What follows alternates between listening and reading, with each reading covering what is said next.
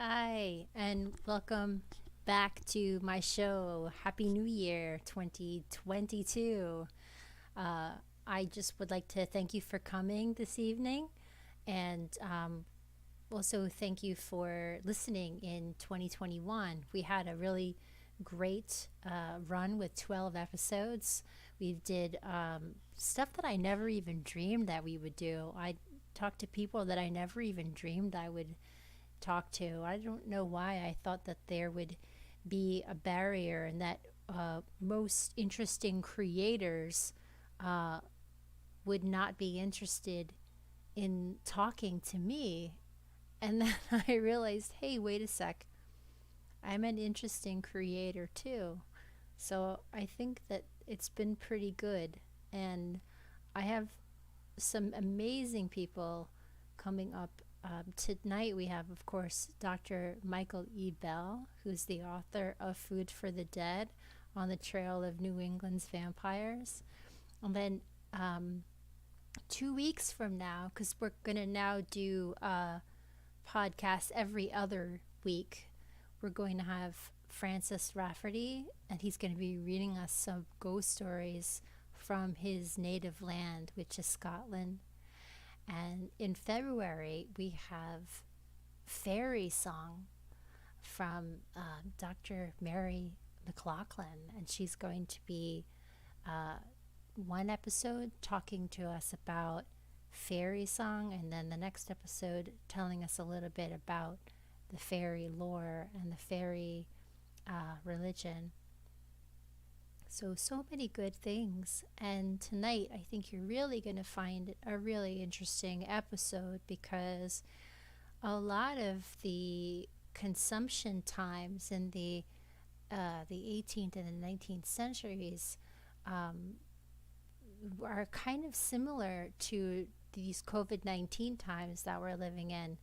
And as you'll hear this evening, Michael and I got to talk about some of the parallels between these two different times.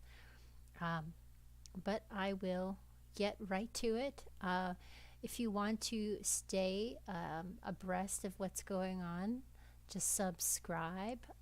And if you know anybody, or you perhaps yourself, who have a story to share, get in touch with me. I'd love to hear all of the magical things, the mysterious things, the fascinating things that you have going on. And without further ado, I present to you this evening's episode. A liminal space is an in-between space. It doesn't exist all the time, and it doesn't exist for very long. Join me and my amazing guests as they teach us how to navigate through mysteries, graveyards, and the human psyche. I'm your host, Melissa B. On this week's episode, it wasn't a revenant, meaning a returning corpse. It was not somebody coming out of the grave, somehow coming into the room and attacking other family members that way. It was what we would call a sympathetic connection. Welcome to another episode of Mysteries, Graveyards, and the Human Psyche. We're going to be covering all three of those today. We're going to be speaking with Michael Edward Bell, an eminent folklorist, the official folklorist of Rhode Island, when he discovered that there were vampires in New England's history. Although the word vampire is something that is a little bit controversial. Just a warning, if you happen to be a sensitive person, there will be talk today of exhumation of bodies and bodily organs. Of course, it's all done in good taste, in a professional way, but just keep it in mind if that is something that you would like to exclude yourself from. Michael Edward Bell started his scholarly life by compiling the research of Reverend Harry Hyatt, who had gone all over the South, collecting all of the information that he could from people who practice hoodoo and root workers. And that is how he obtained his PhD. And then he became the official folklorist of Rhode Island. Michael Edward Bell spent 20 years pursuing stories of the vampire New England before he wrote his book Food for the Dead on the Trail of New England's Vampires. And he's now at work on another book as he has been able to compile 80 cases of similar such folk practices. I'm completely honored to speak with him, and I hope that you enjoy listening to this brilliant mind. Without further ado, here he is. I started my job was really a state folklorist, was to document traditional culture in the state, interpret it, present it, preserve it.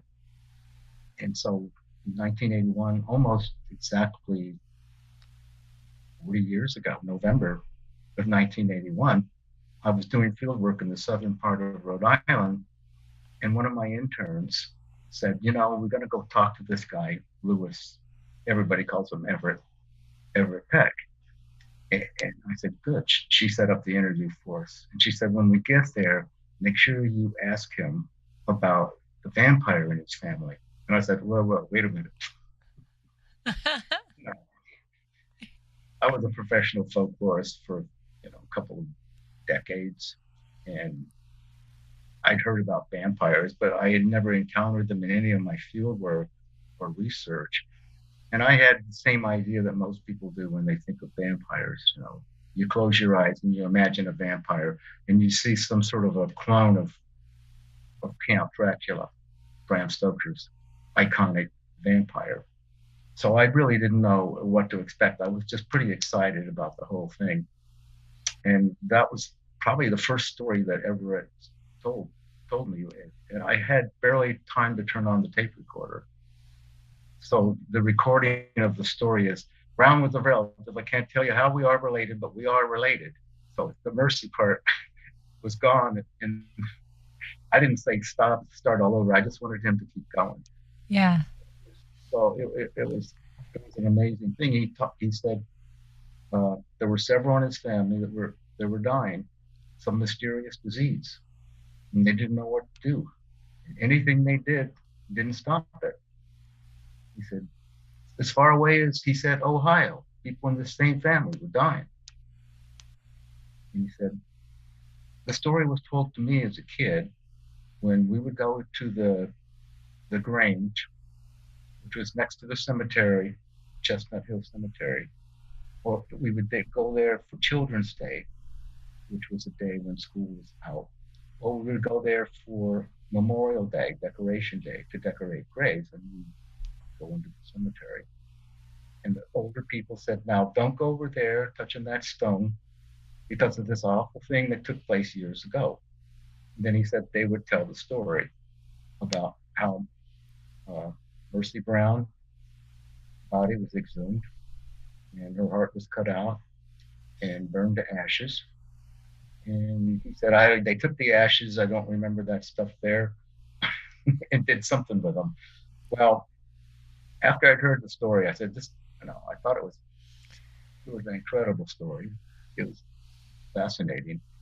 I didn't know if was it a family story that was based on something that had actually happened, or how had it changed over the years? Was it, had it become a legend, a fabula, whatever you want to call it? And so I started doing research, and it wasn't too hard to discover that in 1892, basically what Everett Peck told me, the basic framework was accurate. It happened in March of 1892.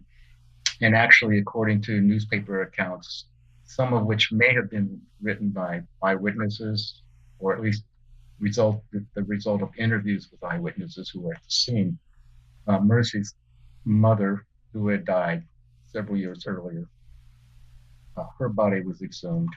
Mercy's sister, who had died a couple of years earlier, her body was also exhumed. And Mercy's body was never exhumed in the sense that she wasn't dug up she had actually been placed in an above ground stone crypt because she died in January, in March. So they were waiting for the spring thaw before they could actually inter her into the ground. So she wasn't really dug up. I mean, you could say she was exhumed, but she was brought out of the tomb and examined. So according to the newspaper articles, the mother was basically reduced to the skeleton, maybe some mummified parts to her. The older daughter was the skeleton, but she had thick growth of hair on her head. But that was all. But Mercy was fresh looking. Well, that's understandable, but she had been basically frozen. And there was actually a medical doctor on the scene, Dr. Harold Metcalf, who was the medical examiner for the towns of Exeter and North Kingstown. And this happened in Exeter. And so he was asked by the family or the neighbors who got together and decided that George Brown, the father, should do this. They asked him if he would come and be in attendance. Now, I'm not sure exactly what his role was. That was never made clear. Whether he actually did any of the taking out the vital organs, but that's what happened. So they thought Mercy looked fresh. So what were they doing? They were trying to see if she had fresh blood in any of her vital organs, such as her heart or her liver or her lungs.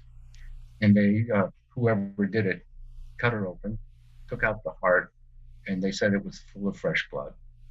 Well, it was probably liquefied. It might not have been blood. It could have been other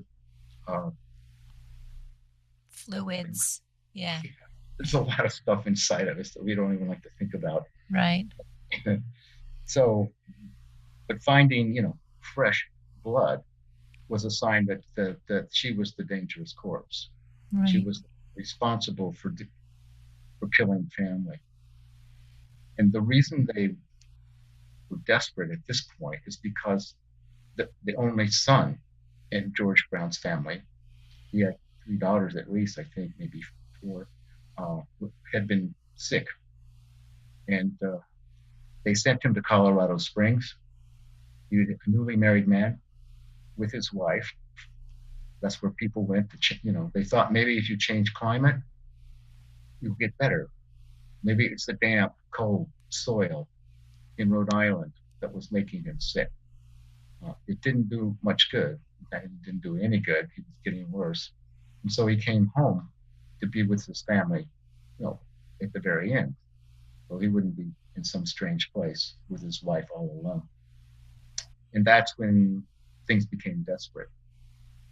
And George Brown was actually besieged by his neighbors and his other kin to do this, because they believed that it wouldn't stop with Mercy or even Edwin, who was dying at that time. It would just keep going until they did something to stop it. And so that's what they did. They were supposed to have fed the ashes from her heart to Edwin as a cure.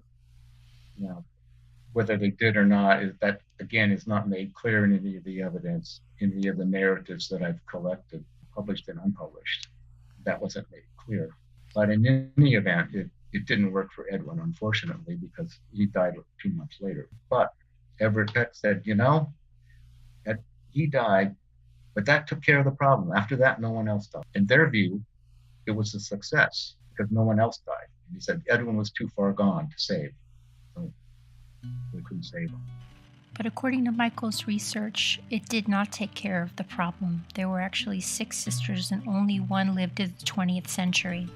And that was that rock that was near the Grange. You said that they had burned the heart on that rock to turn it to ashes.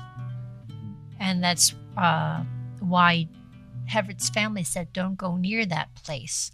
Yeah, it wasn't, they said, don't go touching that stone. Okay. Because of this awful thing. Now that, it's kind of ambiguous. Mm. whether they meant the gravestone, Mm. whether they meant the stone where her heart was taken and burned to ashes. The accounts say her heart was, and also her liver, according to the account, both were removed and burned to ashes on a nearby rock. Mm. Well, there's a rock near her grave, but she wasn't in that grave. She was a couple of 100 yards away in the above ground crypt. So again, that's a part of the story that's to me is unknown, it's unsolved. But it's it's those kinds of elements in the story that make it so appealing for people to tell and retell, because there's some mysterious aspects, there's some unknowns, and so those are the kinds of things that uh, make legends viable and interesting. People can hear about it, and then they can fill in the gaps, and then they can argue after someone tells a story. No, no, no. The rock couldn't have been there. It had to be here, and so it keeps the story as a conversational narrative. Not just someone saying, "Okay, once upon a time," and then they lived happily ever after. It's an interactive story, so it engages the audience, and that's what makes legends, so so ubiquitous in every culture, and a favorite kind of story. I mean, we all like to hear the so-called fairy tales, the folk tales, but those are pretty much memorial tradition. They're memorized. People recite them, and maybe we sit around and listen to them and wait for someone to make a mistake. That's kind of part of it. Oh, no, no, didn't you say? Didn't he go back to the castle first before he stole the golden harp? Yes, that's not the way my grandma told me, right? But legends are supposed to be incomplete in that sense. They're not memorized so much. And then it becomes a communal enterprise. So your audience also becomes part of this. They become narrators too. And I think that's what makes these stories so viable, so interesting, and never ending, and always changing. Never exactly the same. And I think it's a story that it's sensational, uh, and especially for the descendants of Mercy, it's taboo to talk about what happened. But at the same time, it can also give them an identity that they're a part of this legend. In reading your book, it seems like it wasn't an isolated incident, that were there other families that had resorted to this desperate cure.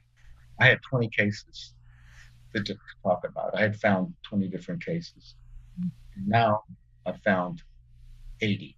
In that 20 years, we've had a tremendous increase in electronic databases. So I can sit here in front of my computer and I can do research that 20 years ago, I had to actually go to bricks and mortar archives and libraries and other repositories that had information, newspaper morgues, they call them. Morgue is where the old newspapers are kept. But now I can just access all of that stuff online, vital statistics, family genealogy sites, and you can do family trees, and you can find who was related to whom, and you can go to vital statistics, find out how they died. Oh yes, it says consumption. Yes. And these are overlapping. So if I say, well, there was like 7% of these stories appeared in scholarly journals. Well, a newspaper might have picked that up and also published it. So there's overlap. Popular periodicals, personal correspondence, medical journals are interesting. And next to newspapers, that's the most popular place for publishing these accounts in medical journals. I think medical doctors at that time were fascinated and also discussed it, as were the newspapers. Papers, both oral and published. And the oral ones were eventually published often. So in these medical journals, a doctor will say, someone came to my office and said, I've got a friend who's dying of consumption.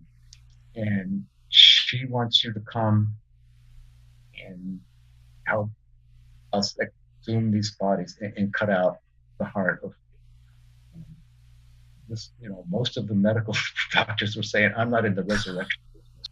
Resurrection, they were referring to like people who went out and exhumed bodies for medical purposes. Right.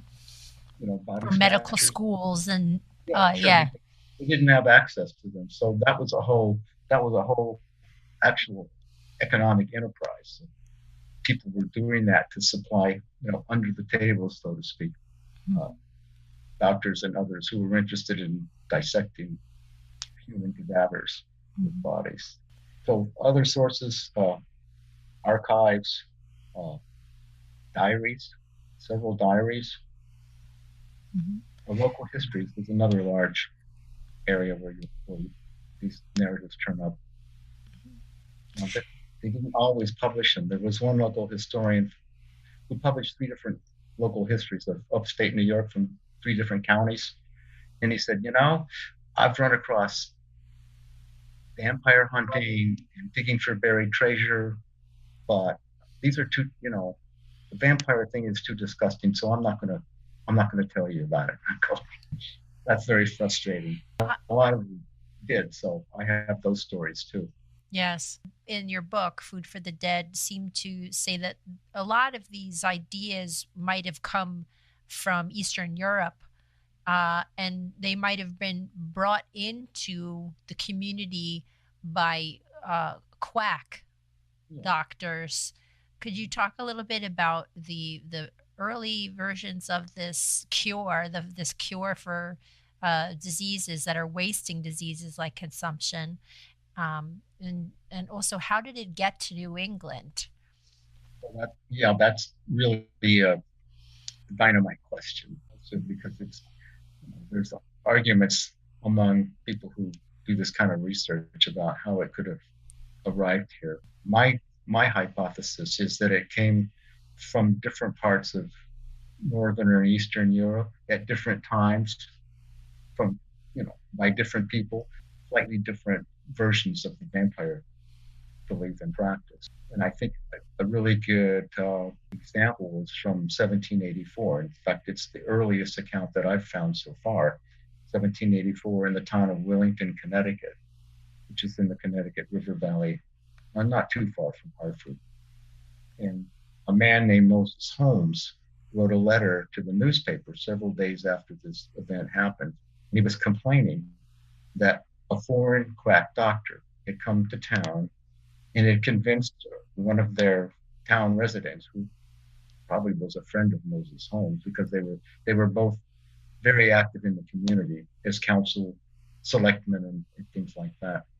And he said it convinced Mr. Johnson to actually exhume two of his dead children's bodies to try to save other people in the family. And they were looking for a vine, in this case, a vine growing through the copper probably from out of the vital organs, I would think. They were supposed to cut the vine and then burn that along with some of the vital organs. Now, I'm not sure if that was actually done. Moses Holmes didn't say whether he said he convinced Mr. Johnson to do this, but he doesn't continue the narrative and say, did he actually do it and what happened and so on. But to me, that was a real good clue about how this might have come here. And this was 1784, so it was just right after the American Revolution. Right. There were quite a number of paid mercenaries who came here as British troops. They talk about Hessians, but not all Hessians were Germans. I mean, that's kind of a stereotype that we have, but so-called Hessians came from many parts of Europe, Eastern Europe, Northern Europe. And so there were thousands of those troops here. And I'm sure they brought some of their medical beliefs and practices with them, showing the symptoms of what we call consumption, which was really probably pulmonary tuberculosis. That's what we call it now. If someone was showing signs, they might have said, well, look, here's what we used to do back in wherever. Right. And so it would get started that way. And it was also, I think, a money-making opportunity for people. You can call them quacks. They were not people that were not in any way certified to be able to be giving people medical advice and prescriptions and pills and whatever. Uh, and they were basically preying on innocent people who were gravely ill and returning to anything they could find, grasping at straws, or as one person said, even a whole bundle of hay to try to get well. And so I think what they were peddling was this consumption cure, whatever variant they had, burning the heart, looking for the vine, burning other vital organs, turning the corpse face down. That was another variant of this practice. They were not selling an entire tradition of vampires as it existed in Europe, but they were selling with a quick fix, a cure. Mm-hmm. So what came here and once it got here in different communities, it spread, through the process, the folklore process, through oral tradition and people seeing it and kind of imitating what they were seeing, and taking advice from neighbors and people from the next county coming over and saying, look, try this. And so that's how it spread. And it spread basically as a folk medical practice. Mm-hmm. I think it came here as a folk medical practice from Europe. Once it got here in different versions, it spread kind of organically, naturally through the process of oral tradition. It didn't have the attachments that it had in the old world. So people weren't like George T. Brown. He didn't wonder, how would mercy have become this evil thing? And I think it's important at this point to step back and say, the people involved did not use the term vampire. Applied very sparingly, in fact, by some outsiders. And the first mention of vampires in terms of this New England tradition was in 1848. So it had been going on since at least 1784. Mm-hmm. And there were scores of cases between 1784 and 1848 where no one ever, as far as I can see, said what this is vampirism. Mm-hmm. When I asked Everett Peck, did anybody use the term vampire? And he said, no, there wasn't that designated as a vampire. It was just, don't go over there and touch that stone because of this awful thing that took place years ago. It's interesting because it's like they, in the face of this horrifying disease, which was decimating entire families, they didn't really ask too many questions. It wasn't similar to a witch trial where they weren't trying to say, this person must have made a pact with the devil, or, that there's some kind of an evil supernatural element. But it was that, the wasting away of these family members must be coming from someplace. And where could it have come from? Perhaps it's from this person in the family who has already passed away. So other than that person's reputation, perhaps they're not really, besides the psychological effect of having to exhume a corpse from someone in your family, there's really no harm done. Yeah.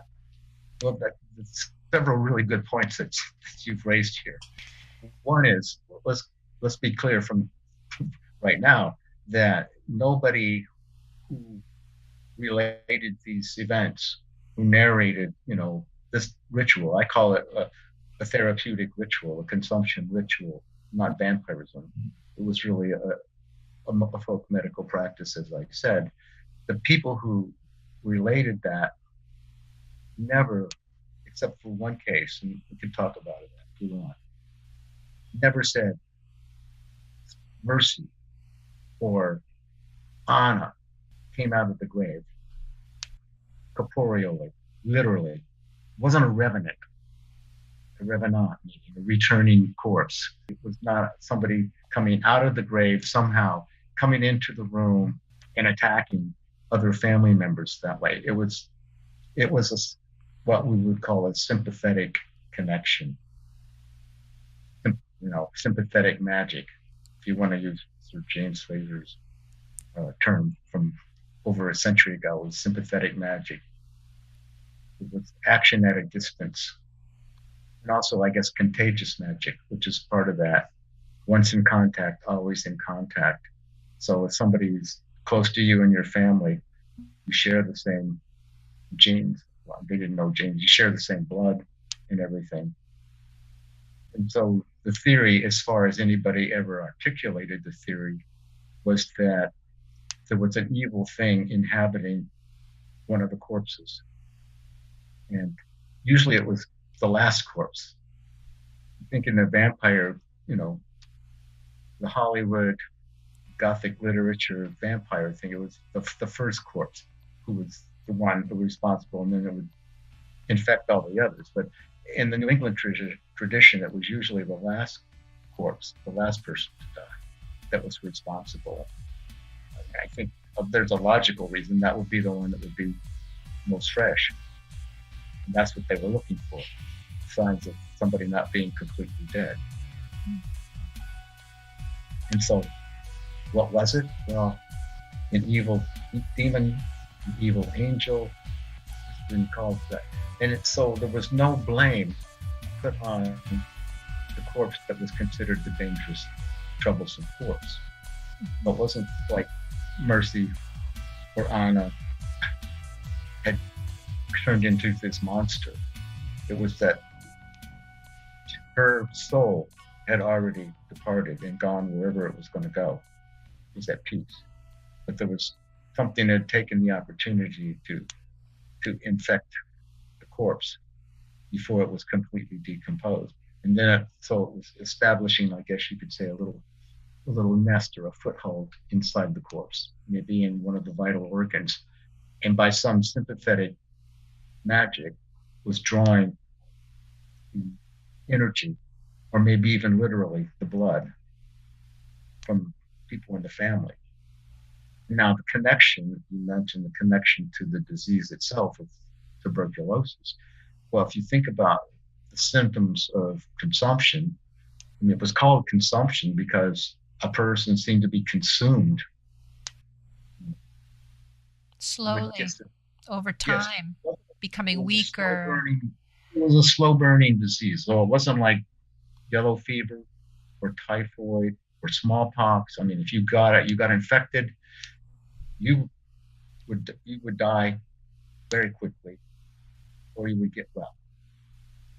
With tuberculosis, pulmonary tuberculosis, consumption, you might have this, you might have the bacteria in your body for months or even years. It might be remitting, relapsing, like some of the MS cases, where you get sick but then you will have a recovery. And other times they would call it galloping consumption because the symptoms didn't appear until very late in the process of the disease, and then you would die relatively quickly. But in any event, it was an agonizing, and it was I guess you could say the person was like a living, walking corpse. And that's the relationship to the vampires, because day by day, week by week, maybe month by month, you would get weaker and weaker and paler. Your lungs were dissolving. It's a disgusting thing to think of, but, and so you go to sleep at night, you're lying on your back, and that's even worse because your lungs are collapsing, and it feels like there's pressure on your chest. You start coughing up blood, first by teaspoonfuls, and then later cupfuls, and people would come into the bedroom in the morning and say, "Oh my gosh, look at Mercy. She's got blood all over her bedclothes, at the corners of her mouth. Something, it seems like some evil thing has been sucking the blood right out of her." Mm. So I think that's one of the connections that you could make to the vampire image. It's easy to get caught up in the goriness of the story itself of exhumation of a corpse, but there's also a real a human tragedy in this story too. And I think it's so interesting that we are now living in another time where there's a disease that affects us in a pulmonary way in the current COVID epidemic, and now we have new strains of it. So it must be interesting to see the type of fear and desperation that you've studied all of these years being played out in real time. Right. Yeah. No, I made that point in the introduction to the new book that as far as I'm concerned, it's almost complete. It's all written, and I'm cutting in needless words, omit needless words, omit needless words, omit needless words.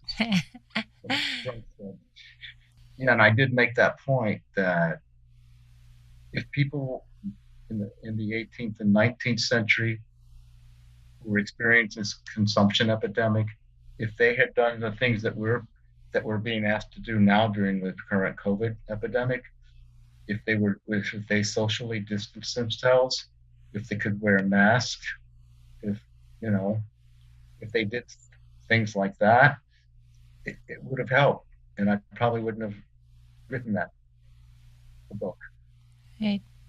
because they could have stopped its spread, even if they didn't understand how it was spread or why it was spread, why it was contagious. And I think it's interesting that the folk medical practice, the so-called vampire ritual that was performed in New England, really logically based on the idea of contagion. One family member got sick and died, and then another family member got sick and died, and then another family member got sick and died. So that idea of contagion was contained in this therapeutic ritual that was being performed. And so it's not so crazy and illogical as people now like to think. Right. And I really don't think we need to break our arms, patting ourselves on our backs over how far we've come. Because number one, we're not any more intelligent than they were 200 years ago, 300 years ago. We have more knowledge, but that doesn't make us more intelligent, and that really doesn't make us more rational. Folklorists for the last 2 years have been collecting and publishing all of these versions of cures for COVID that are basically unscientific. And if you want to compare it to digging up people and cutting out their hearts and burning them to the ashes and ingesting the ashes, well, they're not any crazier, really, frankly. Mm-hmm. And now we've got a third major variant of COVID, Omicron, that we're just starting to experience. So we're not out of the woods. We're not so damn smart. I think we are. Yeah. I mean, it's an interesting thing. We know we have no excuse now. We know it's a virus. We know what's causing it. They didn't know back then. So I think they have a lot more leeway for like cutting them some slack for what they were doing than we have today for people who do crazy things. And, inject yourself with bleach or all the other things. Right. We're still not doing what science tells us to do. Back in the 18th century, 19th century, I can understand why people had very little faith in the medical profession, because their ideas about how to cure consumption were just as strange and unworkable and unrealistic, because somebody was dancing too much, engaging in your senses too much, that led to getting weak, getting consumption. Cold, damp soil is another suggestion for what caused consumption. There were so many women wearing their bodices too tight. So, there was a whole moral undertone, at least, if not explicit moral connection between people who got consumption and the behaviors, sort of a karma thing, Right. rather than. And we still have that when you look at some of the diseases that we're suffering from now, with diabetes or lung cancer. There's a stigma attached to that sometimes too. Like, oh well, it's your lifestyle that caused that. You got cirrhosis of the liver. Why did you drink so much? Mm-hmm. You had lung cancer. Why were you smoking? It's your fault. Mm-hmm. Bring up very interesting points, and it's interesting too that I was just thinking about Typhoid Mary as you were talking, and that it was really at the beginning of germ theory, and Typhoid Mary didn't understand that it was her that was causing all of these people to die because of her not washing her hands when she was cutting up raw peaches and making her special ice cream. And she thought that when these doctors of the public health came to her and they were talking about the feces upon her hand, she like punched them because she thought that they were being disgusting. And it's a resistance still to this day. We might look at Typhoid Mary and say, oh, she was so stubborn. Every time they let her out, she went back again to try to work in a kitchen because she just didn't believe what they were saying. But we really have the same thing happening now to our so-called advanced society. You just made me very thoughtful about that. The germ theory, especially connected to tuberculosis, that germ wasn't identified until 1882. Which is very late, in this whole process, this whole vampire thing. The last well-documented case was that of Mercy Brown, and that was 1892. So 10 years before Mercy, heart was cut out. A German scientist named Edward Cook had made public his identification of the tuberculosis bacterium. And you would think, well, that would be greeted with universal, oh, yes. Well, it's just like today with COVID. There were skeptics. There were people, no, this is like fake news. They didn't use the term back then, but basically that's what a lot of people were saying. And in fact, I think the New York Times ran an editorial saying, oh, yes, and we're going to have an inoculation based on this too. And maybe we'll be able to inoculate our trousers so we don't get broken legs. I mean, they were poking fun. You would think, okay, we've identified the germ, we know the culprit, now we can kill it or deal with it. It wasn't until in 1940s, early 1940s, when streptomycin was invented, that there was an effective antibiotic for the tuberculosis germ.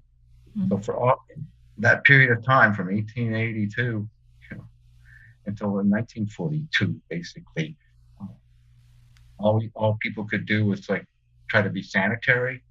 That's when you found water fountains being produced, because states started mandating no more bucket and dipper. Right. That's going to spread it. So you would have sanitary delivery of water in a public space, people washing their hands, like you say. Before that, in the old days, surgeons would operate on people not washing their hands and not being sanitary because they didn't understand, the whole antiseptic thing. So it's a long time after the discovery of what was causing consumption until it could actually effectively be dealt with. Basically, we're isolating people into sanitariums. They wouldn't infect other people. And that, isolating people goes way back into colonial New England. People were put in what were called pest houses. Ships that were coming into a harbor, if they were coming from a place that had smallpox or yellow fever, and they would be quarantined, in the harbor for 10 days or 2 weeks before anybody could come ashore. And this was in the colonial days when they didn't really understand the agent of contagion, but they understood that these things were passed from one person to another. human beings have difficulty with what we can't see with the naked eye. That it's, if we can't see a virus or a germ by the naked eye, therefore it must not exist, or therefore it must be a spirit or some kind of supernatural influence. And I just wonder if that has always been the case. Just supposing, going back into these ancient alchemists, these Greek physician philosophers, that there were these elementals that could affect people, or they could affect the humors of the body, and to eat the wrong thing, or to be in the cold climate, or even in a more, what you and I would say, superstitious way, to stray over to a certain area of the woods or the field where there was a fairy tree, that you could invite some kind of fairy magic or mischief or something upon you. And it often seems, as you're talking about all of this, I'm making the connection between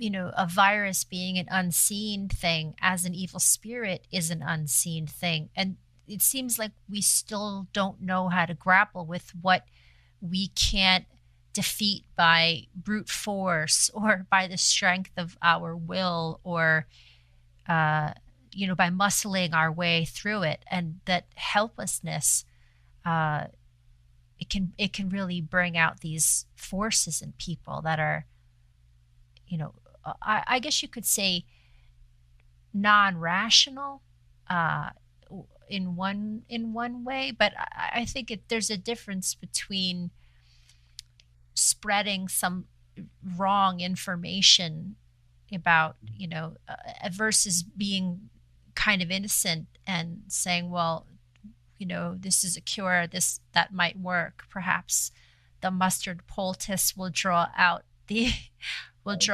sickness, or to have this herb, or to have these ashes and drink them in water will perhaps, it's a very interesting story that seems like it's staying with us through the centuries. You've raised several really important issues. The value of being able to perceive and actually see, feel, or touch with our senses something, to really believe that it's real.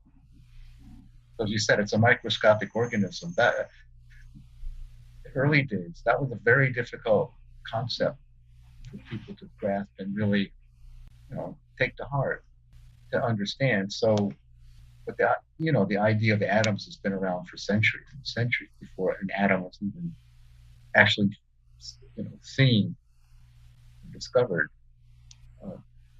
So I think the vampire concept, or the concept of an evil being, those things are making manifest and materializing forces that are beyond our perception, or at least without special aids like microscopes and so on. And so I think folklore has come to the fore for people when they need, because folklore always has an answer, and it may not be the scientific answer, but there's an answer. When you don't have answers, then you look for answers. If you don't get answers from the establishment, they can't help you. Basically, what that means is they can't keep you from dying. Then you're not going to say, okay, sorry. You're going to look elsewhere. And people still do that with our mysterious diseases. Cancer is in the forefront of that. And people will go to great lengths, if many people will, if they're pronounced by the establishment as being terminal. A lot of people and their loved ones aren't willing to just give it up and say no. They'll find other things. And also, the point you made, I make a distinction between something being reasonable and something being rational. Rational, I associate with scientific knowledge, but there's also logic, folk logic that is reasonable. And sometimes it turns out to be rational at the same time. Like you mentioned, different herbs that people use. Well, a lot of those have actually turned out to be very efficacious. Well, I mean, bread mold, okay. Yeah, penicillin, it works. Right. People came up with how to use these herbs, probably but through trial and error. I'm sure people died trying things, belladonna, too much belladonna or whatever. It's kind of a trial and error. You would think over decades and centuries that our ancestors actually worked out, in many cases, pretty efficacious ways to deal with disease. And so we should respect it, at least to the point where we're going to examine it, take a look at it, and treat it seriously, and not just slough it off as another ridiculous superstition. Mm-hmm. Calling something a superstition doesn't really reveal anything about what you're labeling. What it basically is saying is, I don't believe what you're doing. Mm-hmm. So that's informative, but not too helpful. Okay, we know what you feel like now. Okay, but how does that really shed light on the practice or the belief that we're just talking about? It marginalizes it. When it puts it in the land where it can be ridiculed. Thank you, Dr. Bell, for joining me on the podcast for that very scintillating conversation. I would like to wish everyone a Happy New Year. Here's hoping that it's a healthy one.